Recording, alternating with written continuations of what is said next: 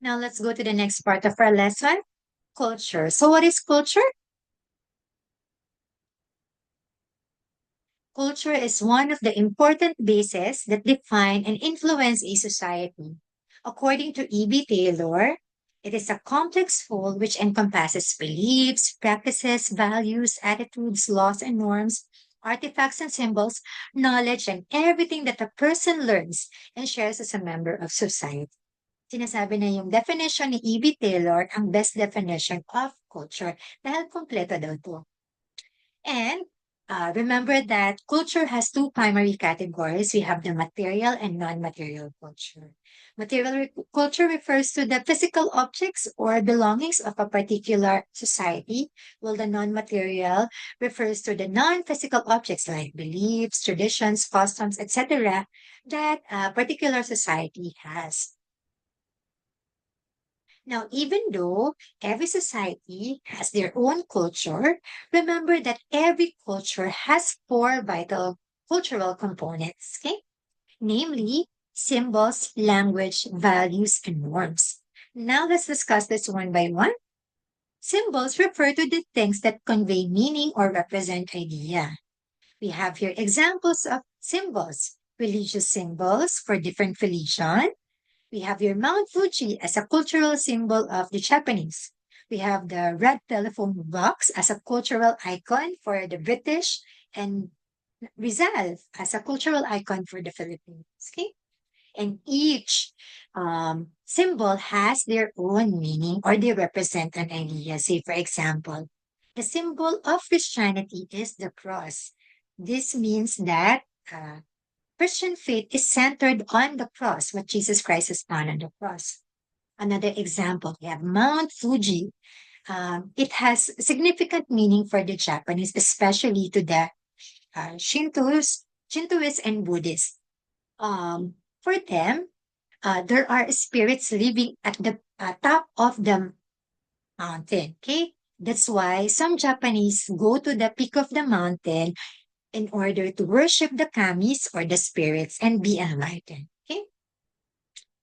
Now, another vital cultural component is language. Language enables members to communicate verbally and non-verbally to each other. So we have here different examples of languages, okay, of different societies, and here are the non-verbal language, okay? And of course, these are very important in order for the members of the society to communicate with each other and understand each other. The third cultural component is the values. Values are the shared ideas, norms, and principles that provide members of society the standards that pertain to what is right and wrong, what is good or bad, and what is desirable or undesirable. Yung values ang nagsasabi sa mga tao, sa isang lipunan, kung ano ang tama at mali, kung ano ang masama at mabuti, at kung ano ang kaibig-ibig at hindi. Okay?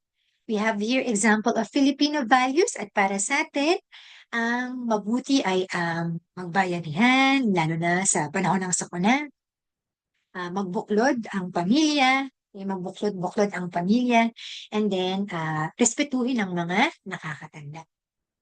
Ilan lamang yan sa mga Filipino values that we uphold. And the last cultural component, we have the norms. Norms are the shared rules of conduct that determine a specific behavior of society. We have three types of norms, the folkways, the mores, and the laws. Folkways refer to the norms of the people that when you violate it, it doesn't give you serious consequences. For example, ano ba yung mga nakasanayan natin na during meeting or during class, pag may sasabihin, magtataas ng kamay, dapat pagpapasok sa school naka-uniform,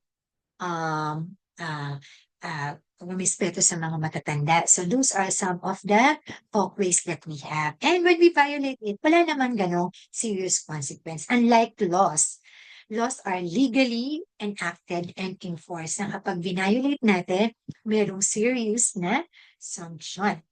And for the mores naman, this refers to the norms that have moral connotations. Karagdagang kaalaman lamang tungkol sa kultura. Ito yung actually gusto ko talagang i-share sa inyo, na ang kultura ay binubuo ng iba't ibang mga layers. Four layers to be exact. The outermost layer of culture is the behavior. This answers the question, what is done? So, yung behavior ay tumutukoy sa pang-araw-araw na ginagawa ng mga tao sa lipunan. The next layer are the values. Values answer the question, what is good? The third layer is the belief. A belief answers the question, what is true? And the innermost layer of culture is the worldview. It answers the question, what is real? Let's take a look at this example. Let's try to look at the behavior of the Westerners and the Orientals when it comes to using the floor. Okay? We all know that the Westerners wear their shoes inside the house. So pinapasok nila yung kanilang mga panyapak sa loob ng bahay. Why? Because their values is that it is proper to eat, sleep, and sit on the raised platform. Dapat pag kumakain ka, natutulog at umuupo sa raised platform. Because their belief is that the floor is intended only for walking on. And their worldview, they believe that what is real is that the floor is dirty. Now, for the Orientals, our behavior is that our shoes are removed upon entering a house. Bawal ipasok yung shoes natin sa loob ng bahay. Because our values is that it is proper to eat, sleep, and sit on the floor. Okay lang na kumain, matulog, umupo sa lapag. And because our belief is that the floor is intended for a variety of purposes. And our worldview, we believe that what is real is that the floor is clean. Now, why am I sharing this? Because although culture is dynamic, culture changes, sometimes it's difficult to change one's culture because you have to go through different layers and you have to penetrate the worldview of people, change the worldview of people before you change the entire culture. Say, for example, di ba, we want to accept yung LGBTQ community. And ano ba yung behavior ng mga Pinoy towards LGBTQ community? Mostly ng mga Pinoy, they're having a hard time accepting the LGBT community because yung values natin, yung belief natin ay religious, na naniniwala tayo na si God, ang create niya lang na biological sex ay male and female. At naniniwala tayo na bawal i-redesign or i-redefine ang biological sex. Alright? So, kaya yun. So, if we want to change the culture, we have to penetrate the worldview. Now, the next question is, how is culture acquired by the members of the society? Paano ba na-acquire ng mga miyembro ng lipunan ang culture? There are two processes. We have socialization and enculturation. Socialization refers to the lifelong process of forging identity through social interaction. So, ang culture ay maa-acquire through socialization or through social interaction sa pamamagitan ng pakikihalubilo ng mga tao sa isa't isa. So, say for example, ang bata, para matutunan niya or ma-acquire niya ang Filipino culture, kailangan niyang makihalubilo. Or sa pamamagitan ng kanyang pakikihalubilo sa mga tao sa paligid niya, natututo niyang ma-acquire ang Filipino culture. Next, we have enculturation, refers to the process by which individual learns or acquires the important aspects of his or her society's culture. Itong process naman ito ay kailangan ng isang individual, aralin niya talaga yung iba't ibang aspekto ng kultura ng isang lipunan. Say for example, kung ang isang tao ay nais pumunta ng Korea at gusto niya na maintindihan ang kultura ng mga Korean so that she can or he can effectively interact with them, kailangan niyang aralin yung language at iba pang aspect ng culture ng Koreans. Okay, so he has or she has to formally study the culture of these people. Now that you gain a deeper understanding of society and culture, this time we're going to look at once again the three academic disciplines that help us understand culture, society, and politics. Specifically, we want to discuss the essential features and main issues of concerns of each discipline. Let's have first anthropology. We all know that anthropology considers culture as the central focus of its discipline, and it examines and provides explanations for the existence of different cultural patterns as well as the similarities and differences between cultures. So gaya ng natutunan natin last time, ang main focus ng anthropology ay aralin ang kultura ng iba't ibang tao sa mundo. At mag-provide ng explanation bakit ba nagkakaiba yung culture ng mga tao sa mundo? Ano yung reason? And also, ano specifically yung mga similarities and differences between cultures? Now, there are two views adopted by anthropology. We have the relativistic approach and the ethnocentric approach. Relativistic approach considers culture as equal. So this approach believes that no culture is superior or inferior. Every culture is unique in its own way. The second type of view that anthropologists adopt is the ethnocentric approach.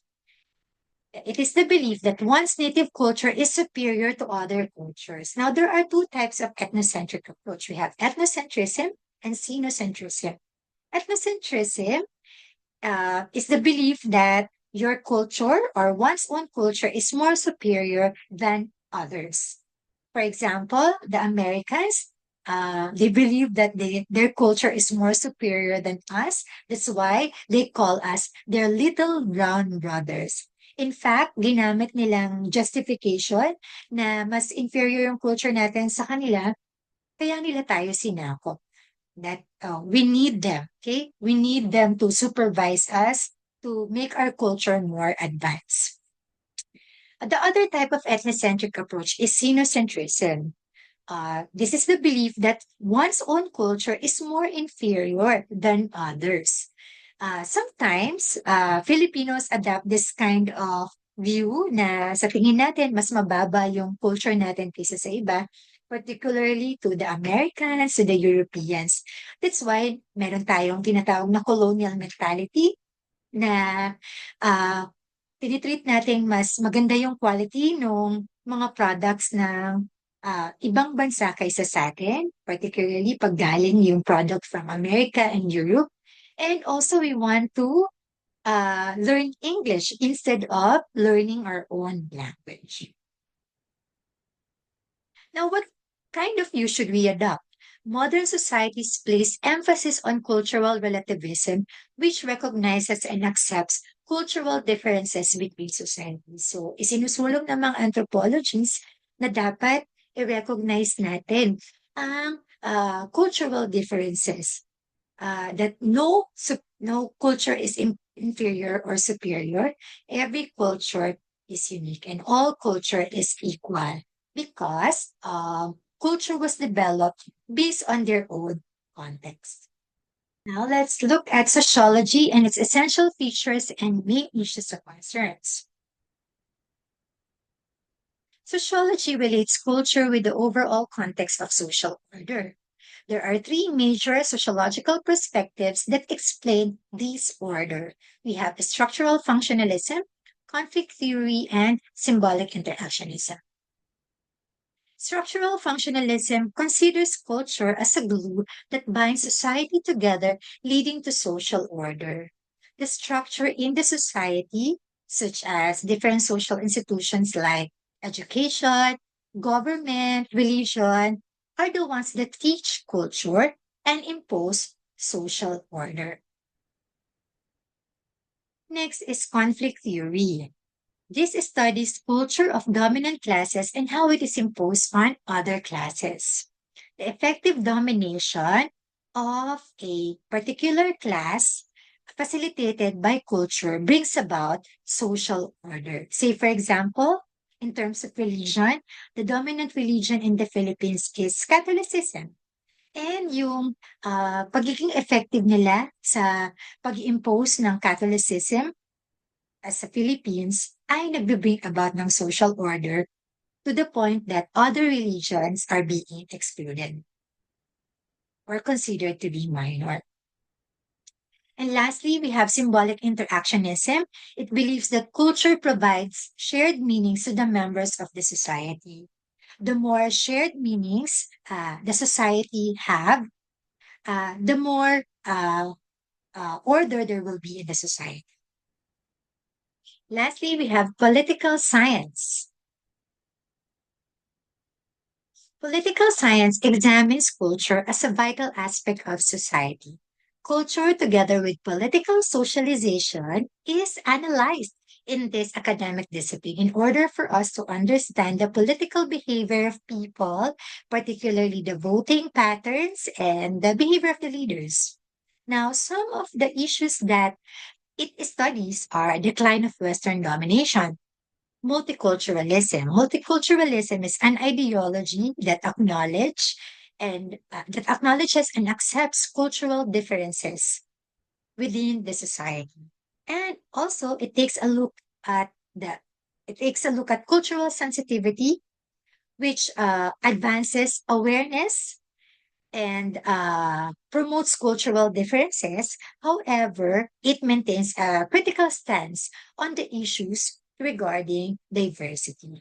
So, unlike cultural relativism, which believes that every culture is unique and should be celebrated, in cultural sensitivity, it believes that yes, every culture is unique, but not all cultures should be accepted because some are already bad or uh, already violate some rights of people.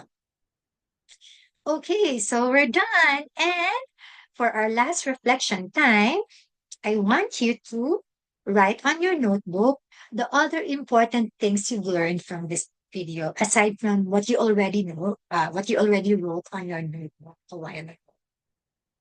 So that's all for our second lesson. I hope you've learned a lot. But before I say goodbye, please go to the Padlet link that I posted in the ELP and answer the question on the Padlet link. Okay, so see you on our face-to-face meeting and be ready with our discussion there. Goodbye.